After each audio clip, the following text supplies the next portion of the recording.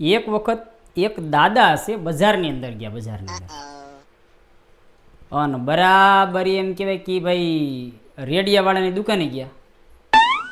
તો રેડિયાવાળાની દુકાને જઈને કે હું એ ભાઈ આ રેડિયાની શું કિંમત છે? તો દુકાનદાર કે દાદા 500 રૂપિયાનો રેડિયો છે. દાદા કહો ઓહો હો બહુ મોંઘો. એ કે દાદા તમારે કેટલા રૂપિયામાં લેવો? એ કે મારે 100 રૂપિયામાં લેવો.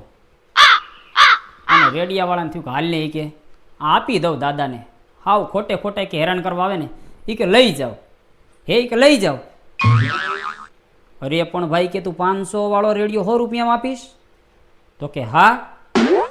એ કે ઊભો રે મારે ચેક કરવો પડે. એ કે આને શરૂ કર. રેડિયો શરૂ કર્યો. એ કે આમાં કયા કયા સ્ટેશન આવે?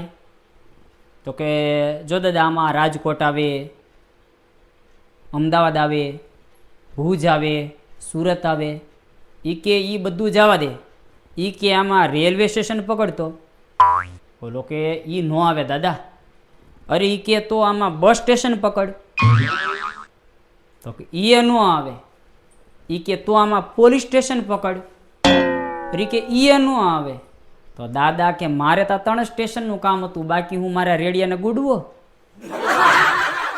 આવું ખોટે ખોટું ઘરાગવો.